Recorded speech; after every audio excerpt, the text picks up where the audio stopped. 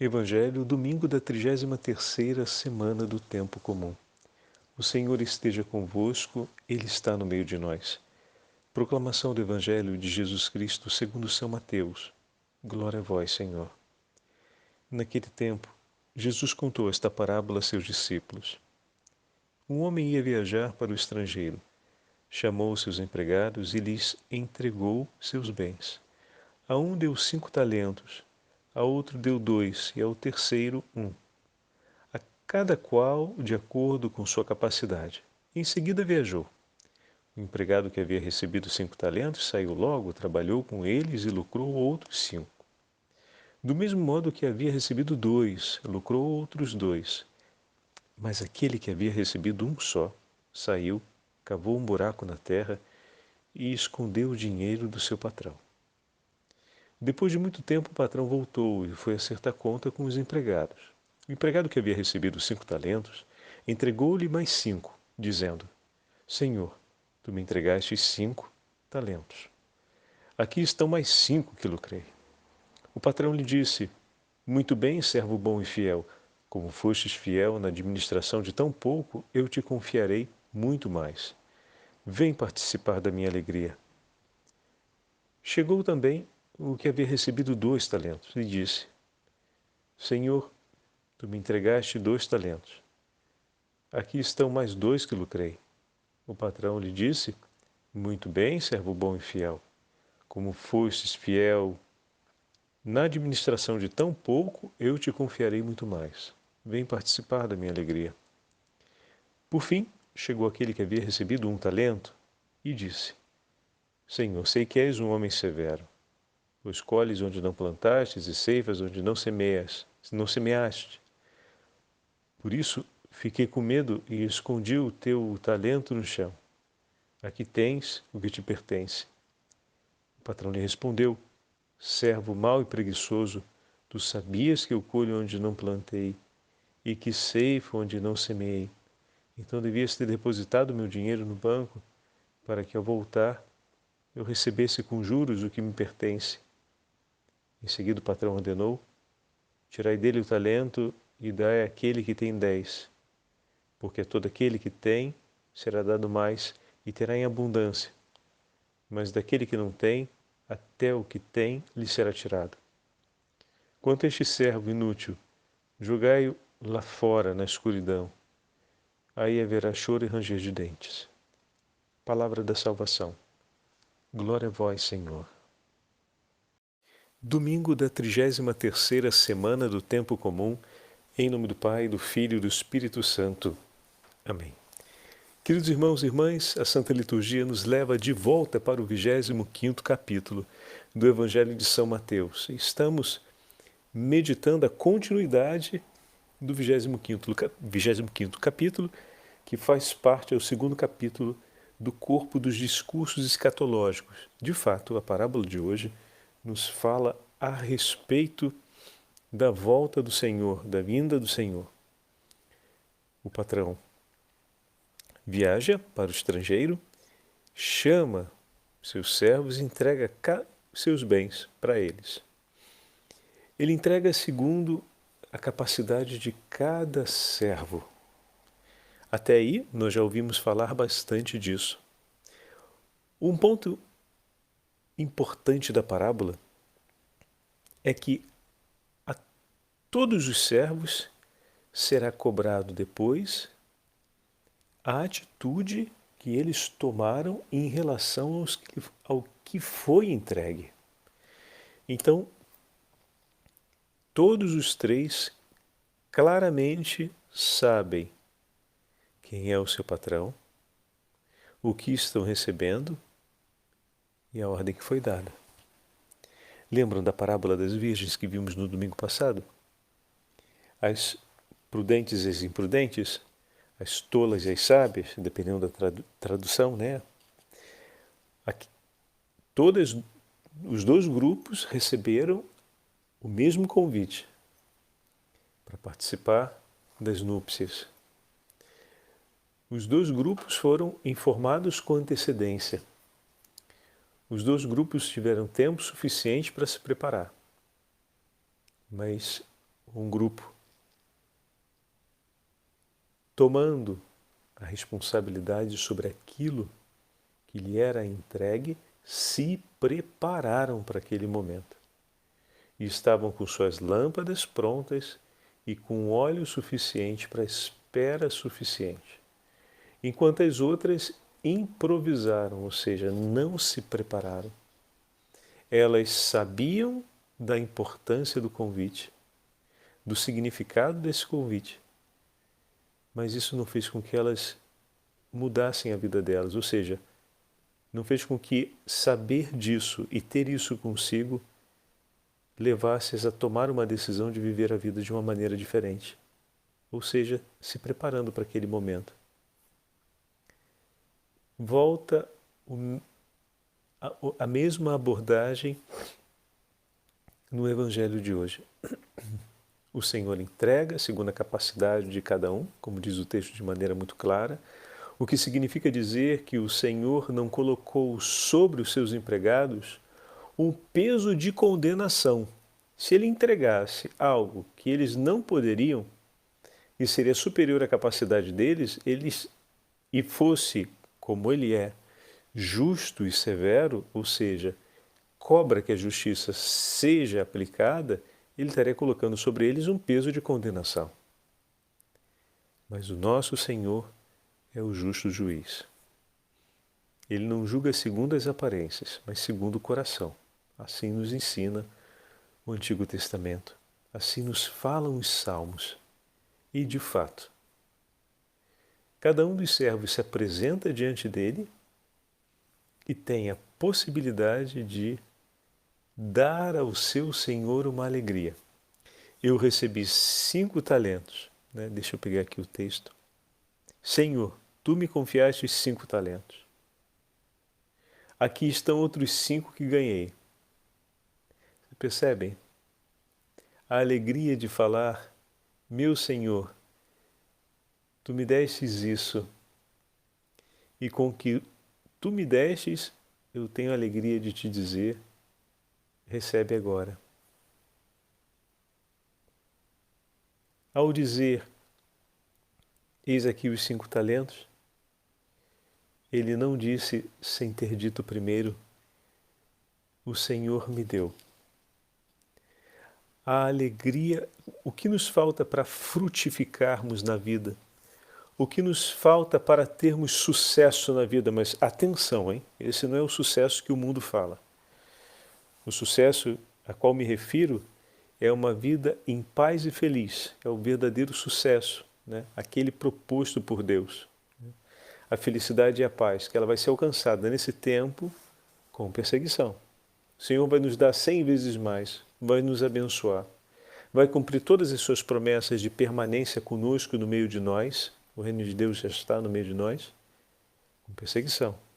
Então não venha acreditar que essa paz e sucesso é na medida que esse sucesso é na medida do mundo de hoje. Absolutamente não. É a felicidade e a paz interior.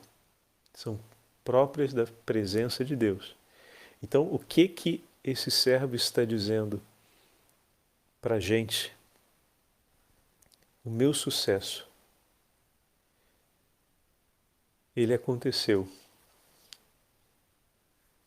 porque Deus me deu do que é seu. O sucesso não vai acontecer sem um coração que sabe agradecer e sabe reconhecer o que recebe de Deus.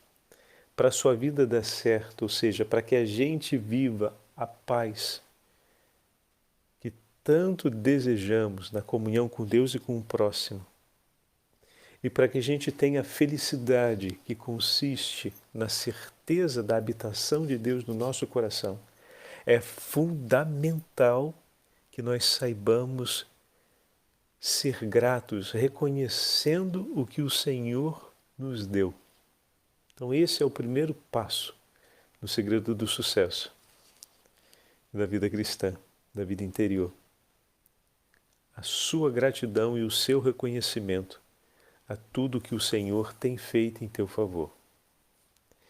Saber que nada da tua vida é e se transformará ainda na direção do cumprimento supremo da vontade de Deus, sem que haja esse reconhecimento da gratidão, sem que haja o reconhecimento de que tudo começou com a generosidade do Senhor por mim.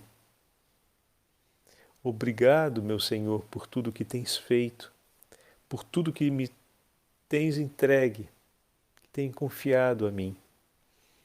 A minha alegria é viver tendo tesouro de sua bênção em minhas mãos. A minha alegria para viver é de levar adiante aquilo que é teu, que recebi de tuas mãos. Quantas vezes você olhou para sua família e disse: minha família eu recebi das mãos do Senhor.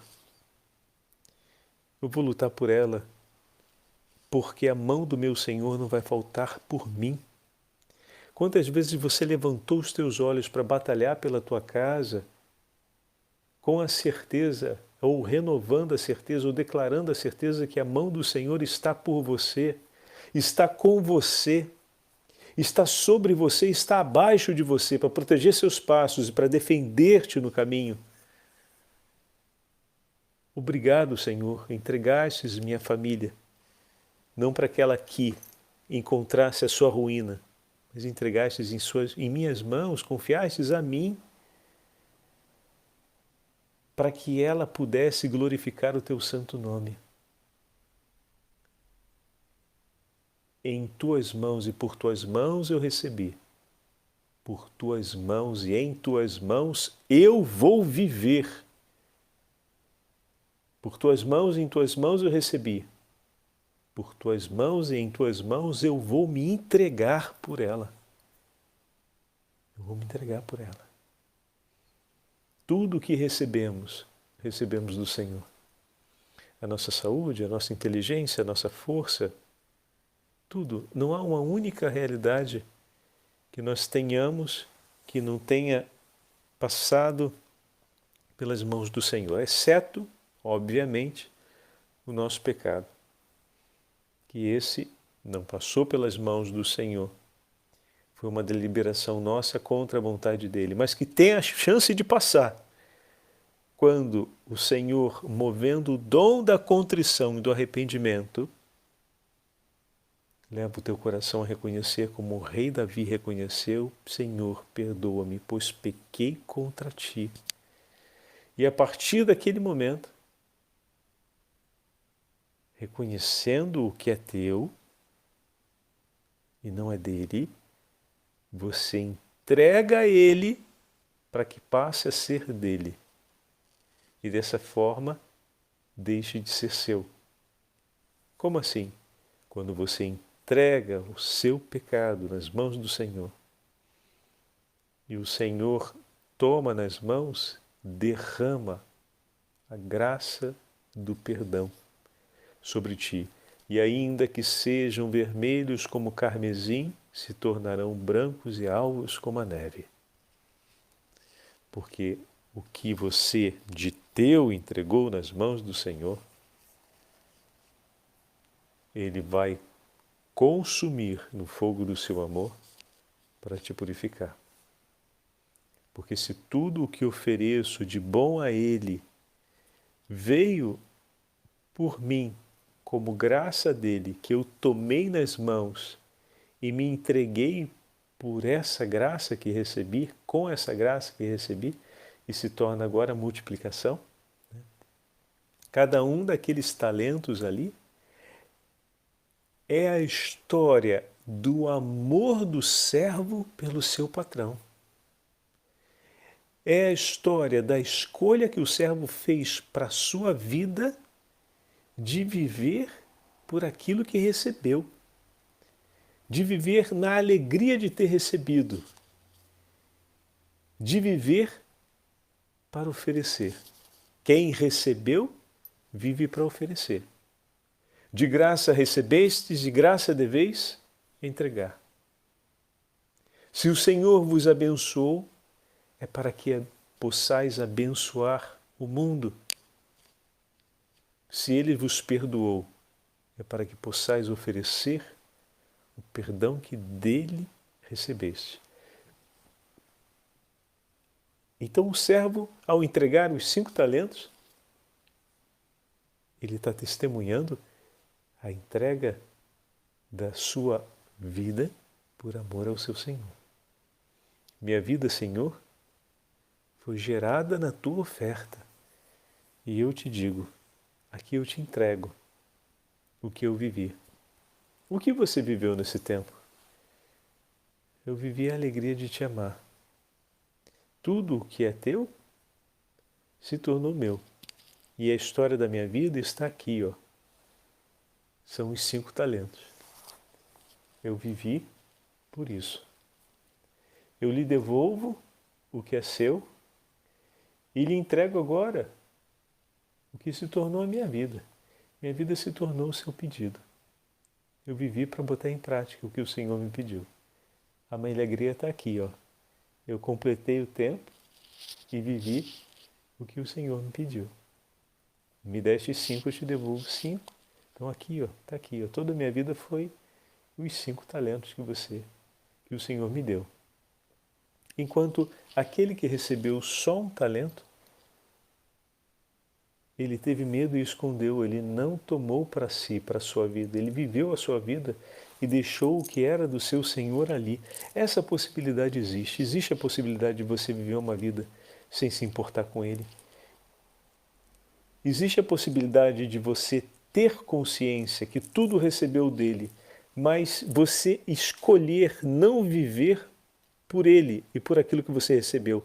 Infelizmente tem essa possibilidade. Tem essa possibilidade sim. De você ter consciência disso, mas de você não fazer uma escolha. E ainda se justificar, botando a culpa no patrão. A culpa é porque ele é duro e malvadão, segundo o servo. Então eu tive medo de você, a culpa é sua, se o senhor não me causasse medo, talvez eu tivesse feito. E, bom, eu escondi, né? Tá aí, ó. Então toma aí o que é teu. Eu tenho o que é meu, você tem o que é seu. Meu Deus do céu. E aí vem a palavra que é surpreendente, quando ele fala, se você sabia disso tudo, ou seja, ele não esquiva em nenhum momento o servo de sua consciência e não aceita nenhuma das justificativas que ele dá, porque é injustificável. Você deveria ter, a partir do momento que você recebeu, você assumiu um compromisso. Então, ainda que você não ame, você tem um dever de zelar por aquilo. É o mínimo.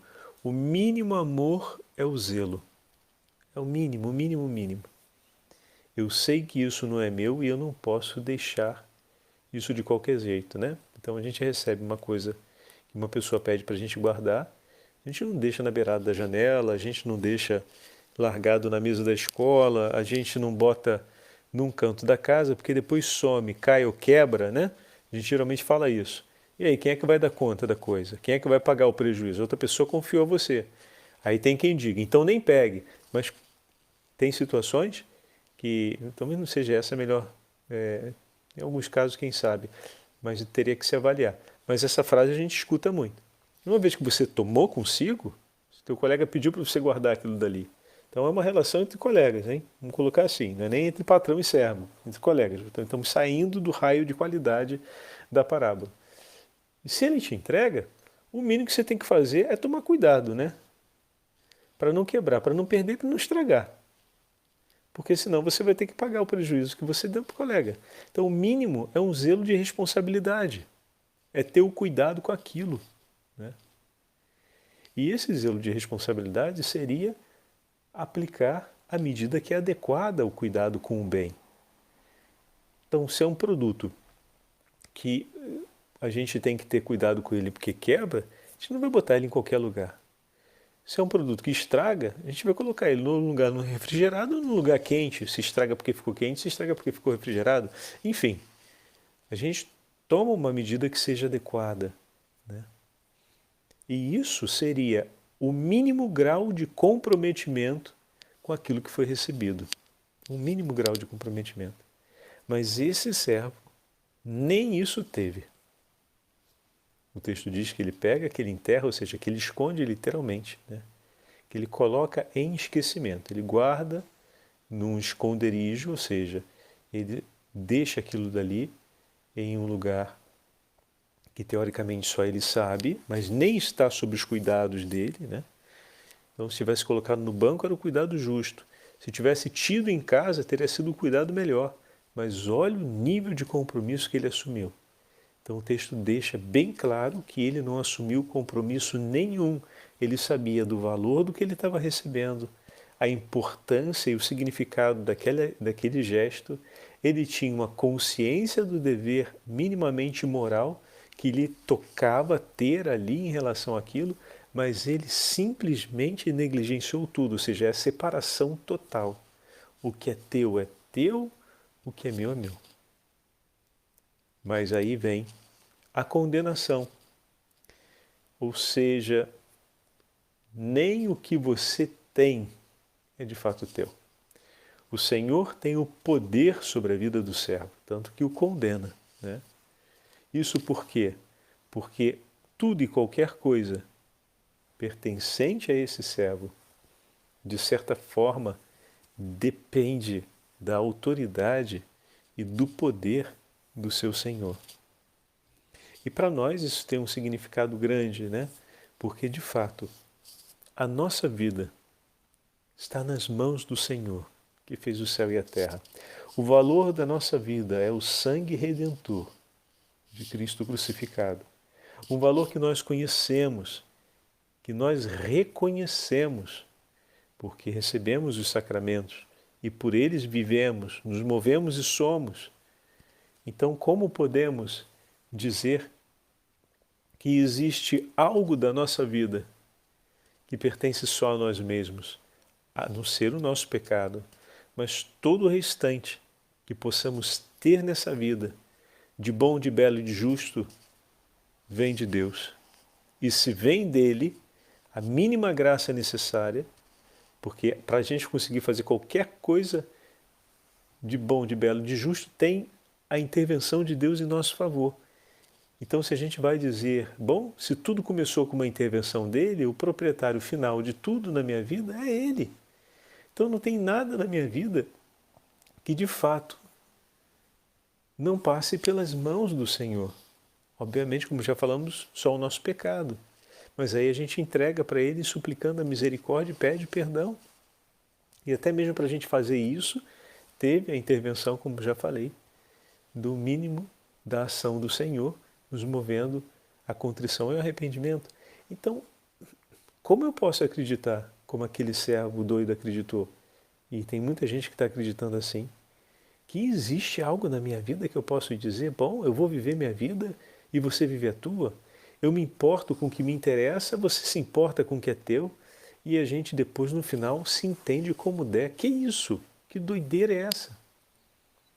Se a gente chega, isso só pode acontecer se alguém ou rejeita toda essa verdade, ou então de fato não a conhece. Nós a conhecemos, então vamos abraçar e viver com alegria. Minha vida, Senhor, está nas tuas mãos. Está tudo nas tuas mãos. Eu quero viver para a tua alegria. A minha alegria é ser teu, é viver por ti. E aí a gente volta àquele exercício prático. Sobre a nossa família, sobre o nosso trabalho, declarar se recebi pelas mãos do Senhor e se o Senhor me deu a graça de poder ter isso comigo. Eu quero viver nas tuas mãos, Senhor. Eu peço que tudo que eu faça seja por tuas mãos e eu me entrego por isso. Eu vou me colocar inteiro, porque vindo de tuas mãos e estando em tuas mãos, esse é o lugar que eu quero estar e permanecer. Então eu vou viver por você. E vou fazer, vou me entregar totalmente por isso. Por amor a ti, como um ato de amor a ti. Fazer como um ato de amor. Seja o meu trabalho, seja o meu lazer, seja o meu encontro familiar, seja a minha ação pastoral, seja a celebração dos sacramentos, a iniciativa de boa vontade. Faço por amor a ti, Senhor. faço como a resposta ao teu amor por nós. O Senhor esteja convosco, Ele está no meio de nós. Pela intercessão da Beatíssima Virgem Maria e pela intercessão de São José, abençoe-vos o Deus Todo-Poderoso, Pai, Filho e Espírito Santo. Amém.